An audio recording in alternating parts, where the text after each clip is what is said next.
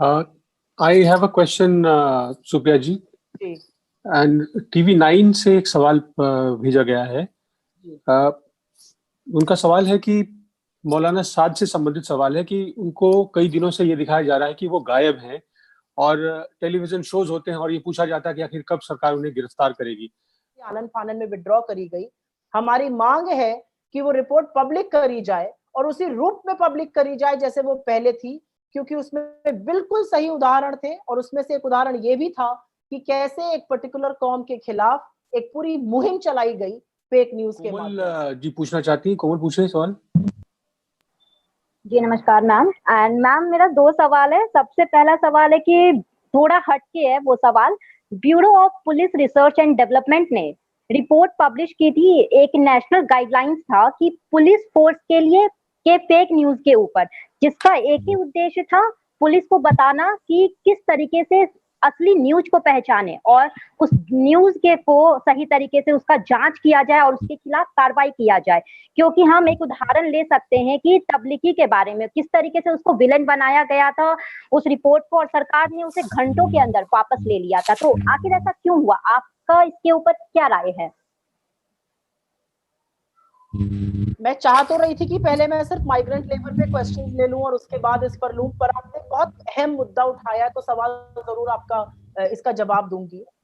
Home ministry के अंतर्गत आपका बिल्कुल सही है कहना कि bureau of police research and development की ये रिपोर्ट थी और ये पब्लिक करी गई थी और इसमें प्रयास था ये समझाने का कि कैसे झूठी खबरों से, कैसे फेक न्यूज से बचा जाए और उससे कैसे निपटा जाए। ये इसका बेसिक उद्देश्य था और उसमें बहुत सारे उदाहरण दिए गए थे फेक न्यूज के और उसके चलते कितनी दिक्कतें सामने आई। और उन्हीं उदाहरणों में एक उदाहरण ये भी था कि कैसे तबलीगी जमात के बारे में फेक न्यूज या अनुचित खबरें, गलत खबरें फैलाई गई और एक कौम को टारगेट किया गया, एक पर्टिकुलर कौम के खिलाफ एक इस त्रासदी और इस आपदा के वक्त भी एक सांप्रदायिक रंग दिया गया इस बीमारी को भी।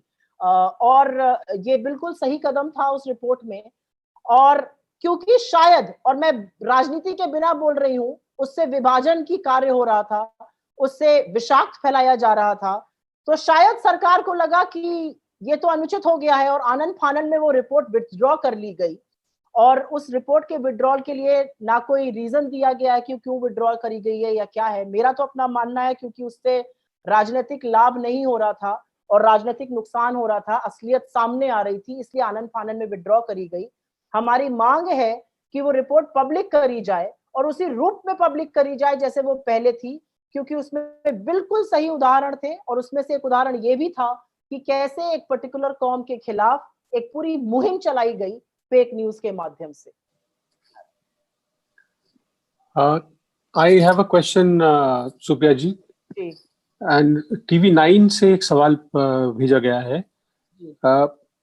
उनका सवाल है कि मौलाना साद से संबंधित सवाल है कि उनको कई दिनों से ये दिखाया जा रहा है कि वो गायब हैं और टेलीविजन शोज होते हैं और ये पूछा जाता है कि आखिर कब सरकार उन्हें गिरफ्तार करेगी। टीवी 9 के एक रिपोर्टर ने मौलाना साद से बात की, उन्हें ढूंढ निकाला है और उनका इंटरव्यू किया है। और तो इससे संबंधित सवाल है कि पुलिस उनको ढूंढने में असफल है पर रिपोर्टर्स जो है उन तक पहुंच जाते हैं। What is your comment? मेरा कमेंट वही है कि जो बीपीआरडी की report I, bureau of police research and development की, और जिस आनन फानन में उसको हटाया गया, कहीं उसके पीछे का कारण और मौलाना साद को ना ढूंढ पाने का कारण एक ही लगता है कि विभाजनकारी राजनीति चलती रहे। इस समय भी सांप्रदायिक ताकतों से जब देश को बिल्कुल बरी हो जाना चाहिए था, हम इस बीमारी के साथ साथ आर्थिक समस्या, संकट के साथ साथ इन सांप्रदायिक ताकतों से भी हमें लड़ना पड़ रहा है। ये त्रासदी है हमारे वक्त की। और मेरा सिर्फ ये कहना है कि शायद सरकार को और सरकार की एजेंसियों को और सरकार में बैठे लोगों को अपनी सारी ताकत, अपनी सारी शिद्दत से, पूरी ईमानदारी से इस समय उन लोगों की मदद करनी चाहिए जो इस त्रासदी से सबसे ज्यादा प्रभावित हुए हैं, जो कि हमारे माइग्रेंट लेबर। और मैं वापस उस मुद्दे पे जाना चाहती हूँ क्योंकि जो हमारे प्रवासी श्रमिक हैं, जिस तरह की तस्वीरें सामने देखने को आ रही हैं, दिल दहलाने वाली तस्वीरें हैं, कई बार आपके सामने खाना रखा होता है, मेरे साथ तो ऐसा होता है, कई बार आपके सामने खाना रखा होता है और आपको खाने का मन नहीं करता है, क्योंकि सवेरे आपने अखबार में किन तरह की तस्वीरें देखी है, टीवी चैनलों पे किस तरह की त्रासदी देखी है। और मैं एक बार फिर से भारतीय मीडिया को सलाम करती हूँ कि आप उन स्टोरीज को ला रहे हैं, आप लोगों को याद दिला रहे हैं कि वो भी हमारे देश का हिस्सा है।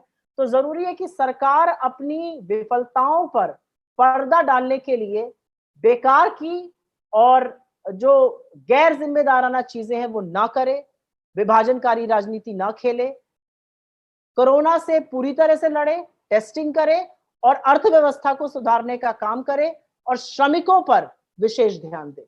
खबरों में बने रहने के लिए फोरम 4 को सब्सक्राइब करें और नोटिफिकेशन पाने के लिए बेल आइकन दबाएं।